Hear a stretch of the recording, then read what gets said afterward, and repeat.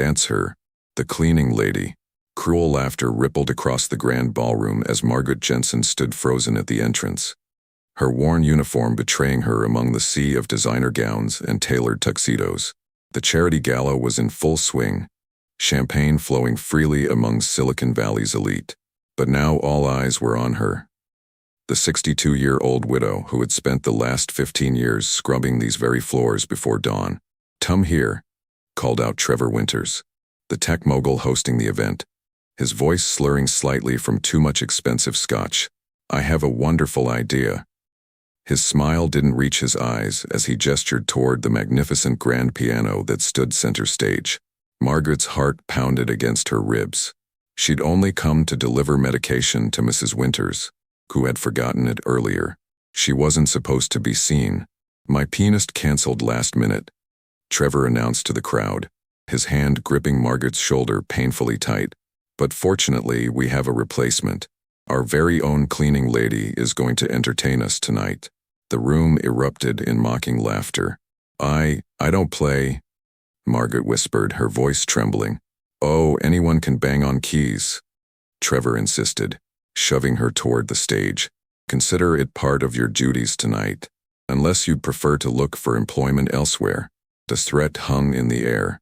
With 3 grandchildren depending on her income since her daughter's accident, Margaret couldn't risk losing her job.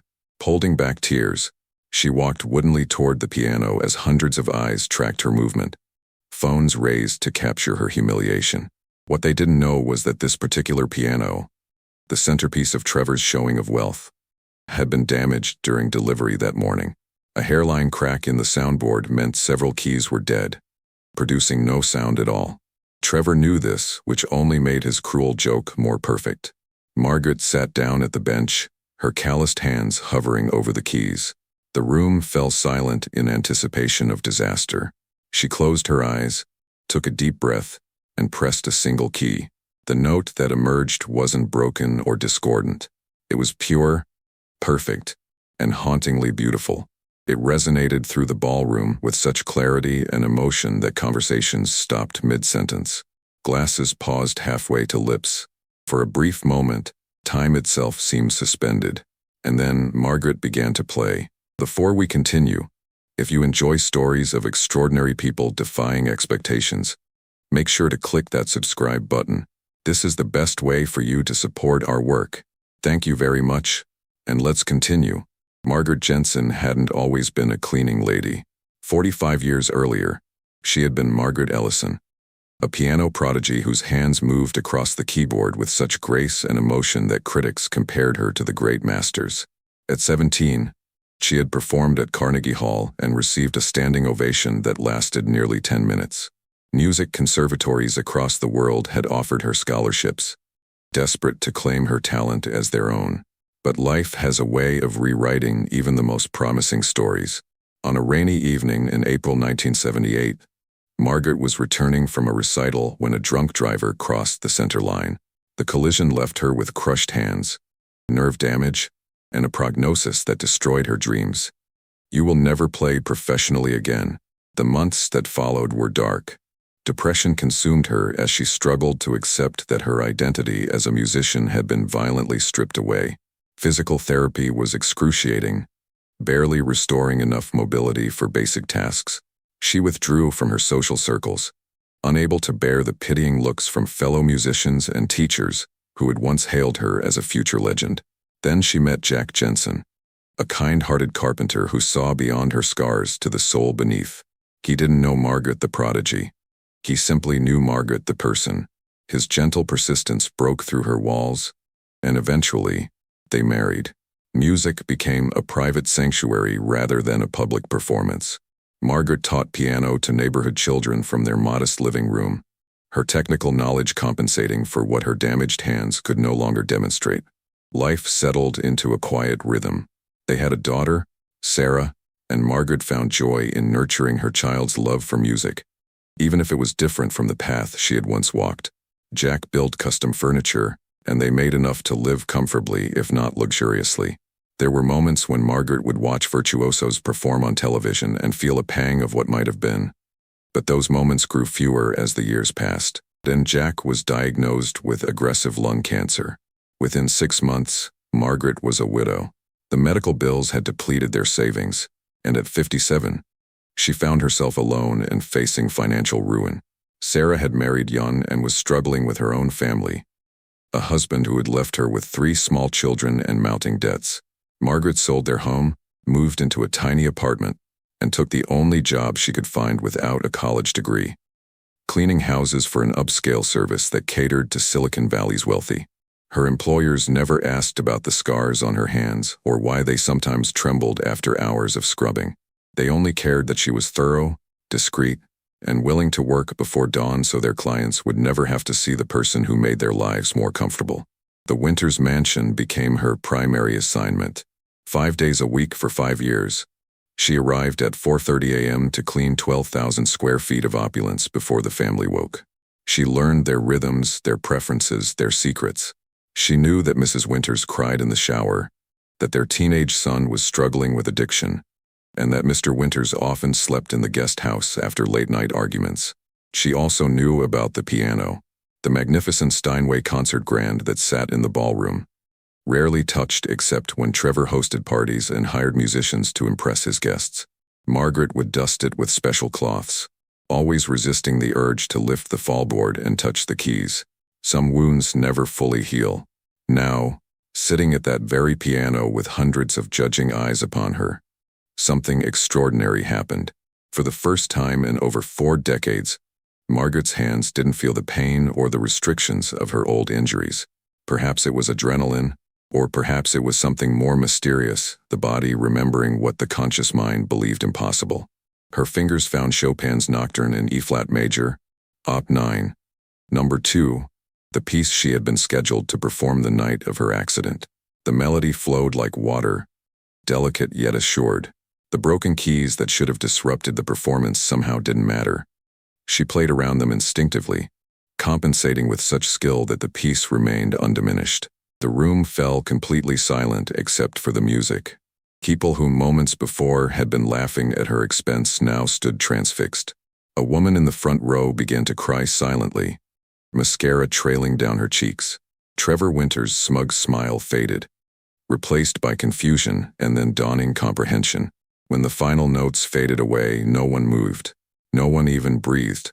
Margaret sat still, her eyes closed, tears streaming down her lined face. For a brief moment, she was 17 again, lost in the pure joy of creation. Then came the applause, hesitant at first, then building to a thunderous roar. People stood, clapping wildly, some wiping away tears. Mrs. Winters approached the stage, her expression a mixture of wonder and shame. "Who are you really?" she asked quietly. Margaret wiped her eyes with trembling hands. "Just your cleaning lady, ma'am." But word spread quickly through whispers and hastily searched names on smartphones. Someone recognized her. "It's Margaret Ellison, the prodigy who disappeared in the late 70s after that accident." An older gentleman pushed through the crowd. "Arthur Donovan, the retired music director of the San Francisco Symphony. I was at your Carnegie Hall performance," he said, his voice thick with emotion. "I've never forgotten it. We all wondered what happened to you." Margaret tried to stand, suddenly overwhelmed, but the room began to spin. Too many emotions, too many memories. Sarah would later say her mother looked like a butterfly emerging from a chrysalis, terrified but transformed. As Margaret was helped to a chair, offered water, surrounded by people now desperate to make amends for their cruelty, Trevor Winters watched from the sidelines, his face dark with embarrassment. His attempt at public humiliation had backfired spectacularly.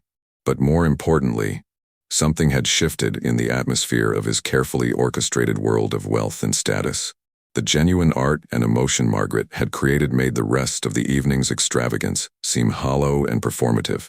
Later that night, a video of Margaret's performance was uploaded to social media. By morning, it had gone viral, with millions of views and thousands of comments. Television shows wanted interviews. Music magazines scrambled to tell her story. A famous documentary filmmaker reached out about rights to her life story. Sarah arrived at her mother's apartment the next day to find Margaret sitting quietly at her small table, reading through emails on a borrowed laptop. "Mom, you're famous. Everyone's talking about what happened last night." Margaret looked up with tired eyes. "I was famous once before. It didn't make me happy. But this is different," Sarah insisted. "This isn't about your career or what you could have been. It's about who you are now. How you silenced a room full of people who thought they were better than you. No one is better than anyone else, honey. That's the point." In the days that followed, Margaret declined most interviews but agreed to appear on a morning talk show with the condition that they focus not on her comeback, but on the reality faced by many older Americans working multiple jobs to survive.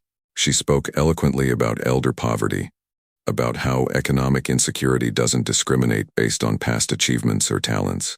"I was once considered exceptional," she told the host. "But there's nothing exceptional about my struggle. Millions of people in this country work invisible jobs, are treated as if they're invisible themselves, yet they keep showing up with dignity because they have no choice." The segment went viral too, prompting discussions about how society values or devalues certain types of work and workers.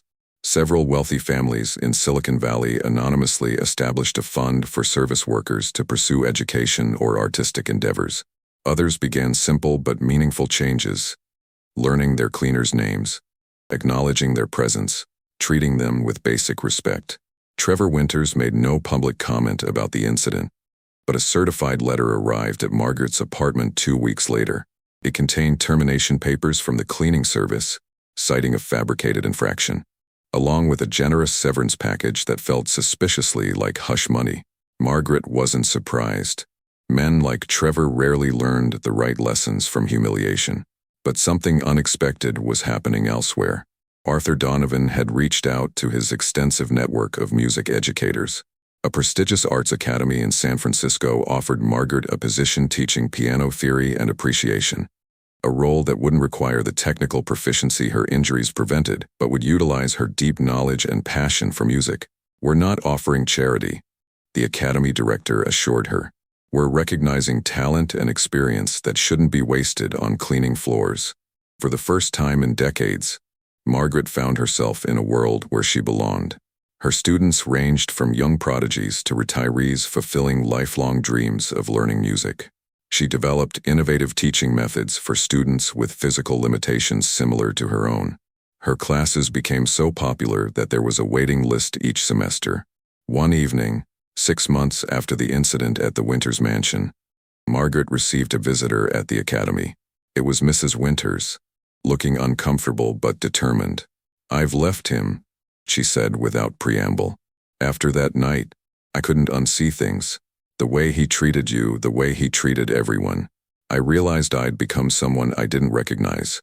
Someone who would sit silently while another human being was humiliated for entertainment." Margaret offered her a chair. "That must have been a difficult decision. Not as difficult as cleaning houses at 62. Mrs. Winters, now Ms. Rivera again, replied. I wanted to apologize, and to ask if you would consider teaching me. I always wanted to learn piano, but Trevor said it was a waste of time." Margaret studied the woman before her, someone who had barely acknowledged her existence for 5 years, who had walked past her as if she were furniture. But she also saw something familiar. The hunger for music, for beauty, for meaning beyond material wealth.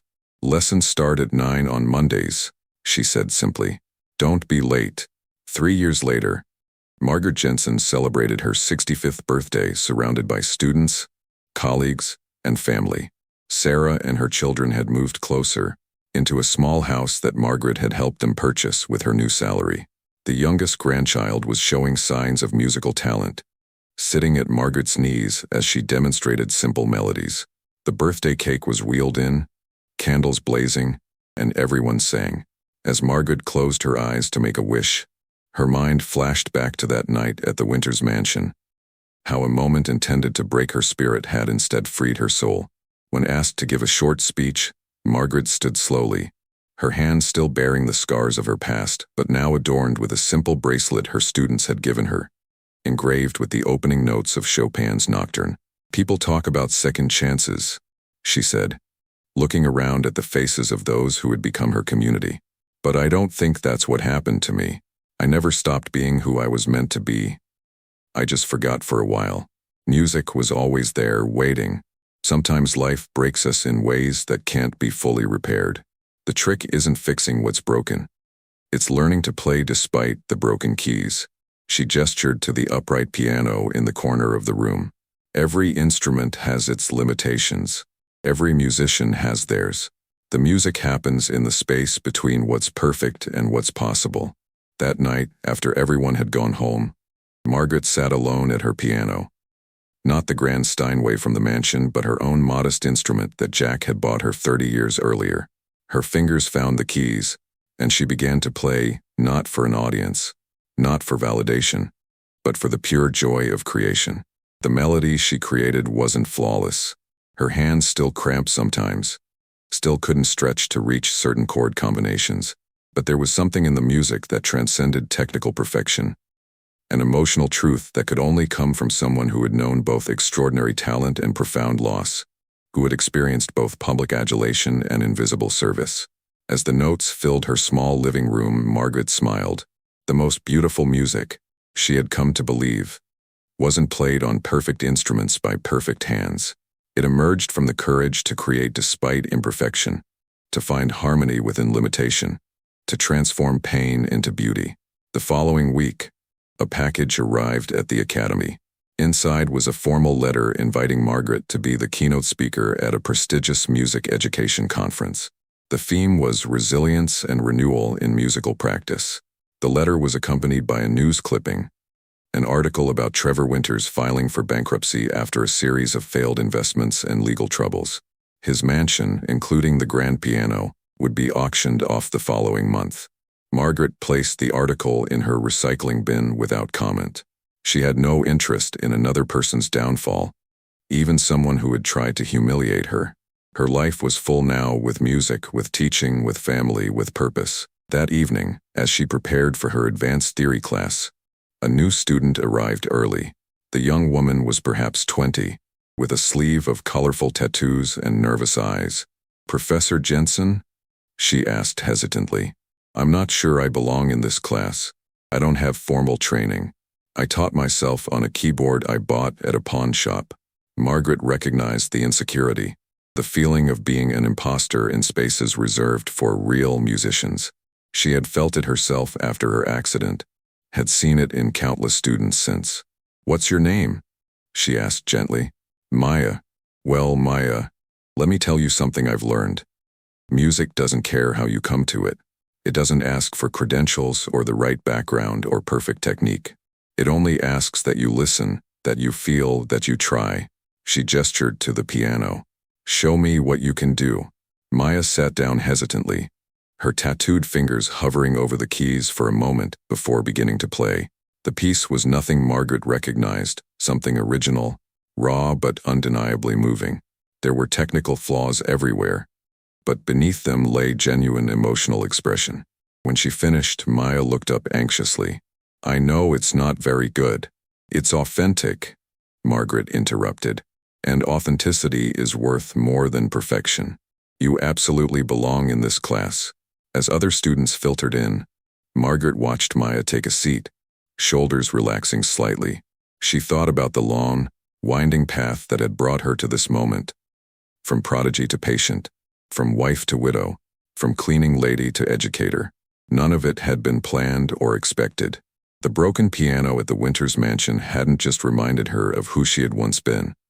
It had revealed who she had become, someone who could make beauty from brokenness, who could teach others to do the same. Margaret cleared her throat to begin the class.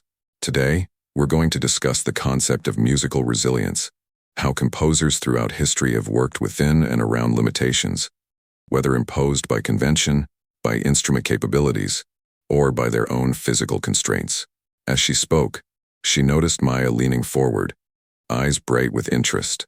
Another student was surreptitiously recording the lecture, while another took detailed notes. These were people who valued what she had to offer, not despite her journey but because of it. Later that night, Margaret received an email from a publishing house. They wanted her to write a book about her experiences and her teaching philosophy. The working title they suggested was Playing Through, Finding music beyond the broken keys. Margaret smiled as she typed her response. I would be honored, but I'd like to suggest a simpler title. The Note That Silenced the Room, because in the end, that's what her story was about. Not just a viral moment of vindication, but the quiet power of authentic expression in a world that often values appearance over substance, perfection over truth. It was about how a single genuine note can cut through noise, pretense, and cruelty. And most importantly, it was about how that note had always been within her, waiting to be played again.